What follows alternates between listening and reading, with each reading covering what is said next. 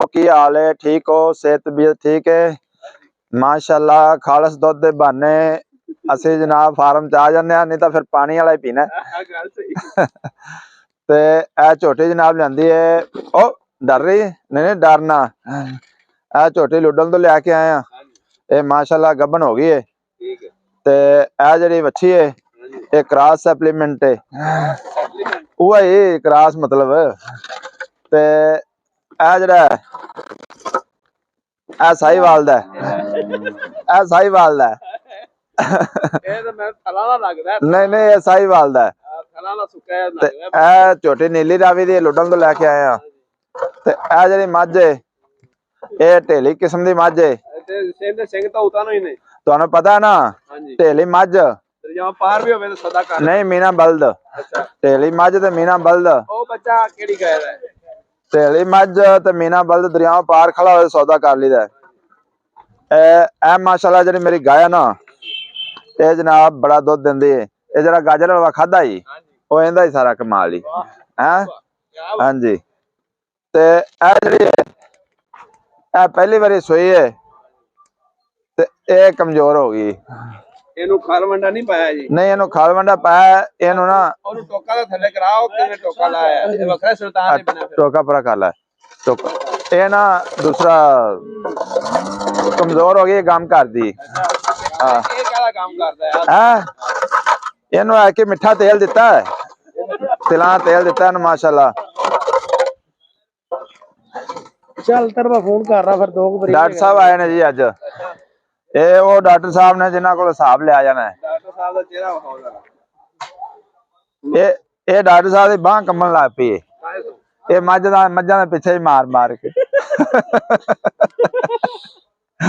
ਲਾਲਾ ਮੇਰੀ ਗਾਂ ਕਦੇ ਬਹਿੰਦੀ ਕਦੇ ਉੱਠਦੀ ਹੈ। ਹੈ ਹੀਟ ਦੀ ਵਜ੍ਹਾ ਤੋਂ? ਹਾਂਜੀ ਹੀਟ ਦੀ ਵਜ੍ਹਾ ਤੋਂ।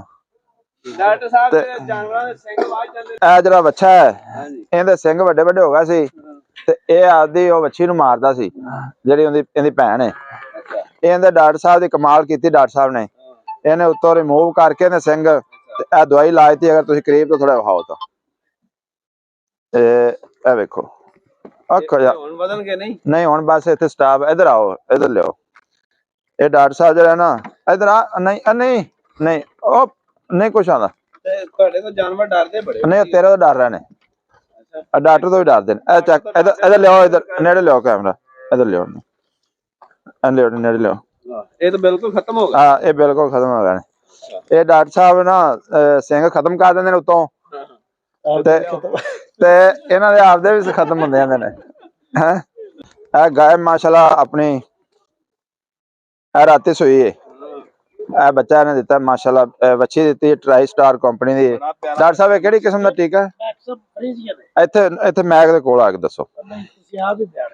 अच्छा केड़ी कंपनी है sir? Imported Friesian Maxim company. अच्छा फ्रीजियन नस्ल दी है बछड़ी है। अच्छा हां जी इंपोर्टेड है। ते ए गाय साडी किस किस्म दी है? क्रॉस। ए क्रॉस है जी। सिंग भी रिमूव कीते हुए ने। अच्छा ए जेड़ा ए बच्चा इंदा नहीं दा ये बच्चा इंदा माशाल्लाह। इधर आओ इस गाय का बच्चा है। नाजरीन साडे दोस्त आ जाते ना जो फार्म ते फिर असी वीडियो शीडियो बना लेने तो जे साडी तुहानू वीडियो अच्छी लगती है तो इनू सबसक्राइब कर दिया करो लाइक ते शेयर कर दिया करो। ते वैसे जेडी मझ है केड़ी नस्ल दी? साहीवाल दी? नहीं ये क्रॉस है। ये नीली रावी ते हैगी कुंडी नस्ल दी। अच्छा हाँ ये माशाल्लाह वाह माशाल्लाह जबरदस्त है। ये तुहाडे तो झोटी डर रही है ते ए बछड़े ने छोटे। इधर आओ जी ए गाय विखाओ जी इधर इस मैंने लैके आओ कैमरा। इहदा माशाल्लाह बच्चा जिहड़ा है ना इहदा वो बच्चा खड़ा है। इधर विखाओ जी बच्चा। ਇਹ ਸਾਡਾ ਸ਼ੈੱਡ ਹੈ ਜੀ। ਇਹਦੇ ਵਿੱਚ ਸਰਦੀਆਂ ਨੂੰ ਅਸੀਂ ਜਿਹੜੇ ਨਾ ਡੰਗਰ ਤਾੜਨੇ ਆ। ਇਹ ਕਿੱਲੇ ਲੱਗੇ ਨੇ। ਅਗਰ ਸਰਦੀਆਂ ਦੇ ਦਿਨ ਬਾਰਿਸ਼ ਬੁਰਿਸ਼ ਵੀ ਆ ਜਾਏ ਤਾਂ ਅਸੀਂ ਇੱਥੇ ਪੱਠੇ ਵੀ ਪਾ ਲੈਂਦੇ ਆ ਤੇ ਮਾਸ਼ਾਅੱਲਾ ਸਿਸਟਮ ਬਣਾਇਆ। ਡਾਕਟਰ ਸਾਹਿਬ ਕਹਿੰਦੇ ਗਲਤ ਕਰ ਰਹੇ ਜੀ। ਇਹ ਬਛੜਾ ਸਿਸਟਮ ਹੈ ਜੀ। ਇਹ ਛੋਟੇ ਬੱਚੇ ਨੇ ਸਾਰੇ।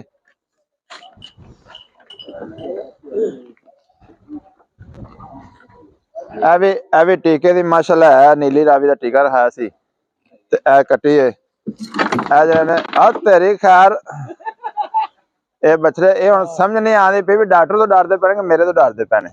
ਮੈਨੂੰ ਤਾਂ ਲੱਗਦਾ ਮੇਰੇ ਤੋਂ ਡਰਦੇ ਪੈਣ। ਹਾਂਜੀ ਤੇ ਇਧਰ ਲੈ ਕੇ ਆਓ ਕੈਮਰਾ ਜੀ, ਤੁਹਾਨੂੰ ਇੱਕ ਯੂਨੀਕ ਚੀਜ਼ ਵਿਖਾਣੇ ਆ। ਅਸੀਂ ਜਨਾਬ ਜਿਹੜੇ ਦਰਿਆਵਾਂ ਤੇ ਮੱਘ ਰਹਿੰਦੇ ਨੇ ਨਾ, ਉਹ ਰੱਖੇ ਹੋਏ ਨੇ ਡੇਰੇ ਤੇ। ਦਰਿਆ ਉਹ ਤਾਂ ਬੜਾ ਗੋਸ਼ਤ ਉਹਨਾਂ ਦਾ ਖਾਣ ਵਾਲਾ ਹੁੰਦਾ, ਬੜਾ ਜ਼ਬਰਦਸਤ। ਪਹਿਲੇ ਮੱਘ ਵਿਖਾਲੇ ਫਿਰ ਉਹਨਾਂ ਦਾ ਘਰ ਵਿਖਾਣਿਆ। ਇਹ ਜਿਹੜੇ ਮੱਘ ਨੇ, ਹਾਂਜੀ ਇਹ ਮੱਘ ਤਾਂ ਮਤਲਬ ਆਜ਼ਾਦ ਪਰਿੰਦੇ ਨਹੀਂ ਹੁੰਦੇ, ਆਜ਼ਾਦ ਪੰਛੀ ਆਜ਼ਾਦ ਨੇ ਲੇਕਿਨ ਉੱਡ ਜਾਂਦੇ ਨੇ, ਲੇਕਿਨ ਇਹ ਅਸੀਂ ਰੱਖੇ ਹੋਏ ਨੇ ਤੇ ਆ ਜਾਂਦੇ ਨੇ ਵਾਪਸ। ਇਧਰ ਲਿਓ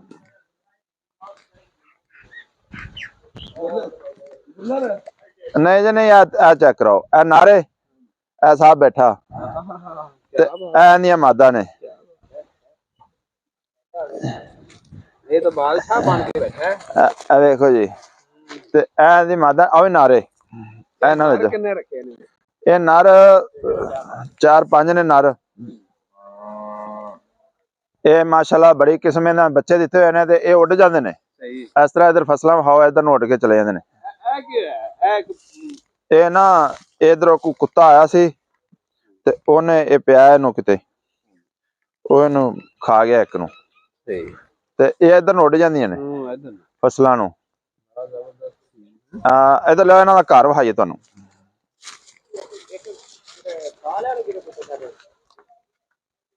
ਪੰਜਾਬੀ ਪਰੇਸ਼ਾਨ ਨੇ। ਹਾਂਜੀ ਉਹ ਕਹਿੰਦੇ ਨੇ ਕਿ ਸਾਡਾ ਜਿਹੜਾ ਪਾਣੀ ਹੈ ਨਾ, ਵਾਟਰ ਲੈਵਲ ਉਹ ਬੜਾ ਨੀਚੇ ਜਾ ਰਿਹਾ ਹੈ।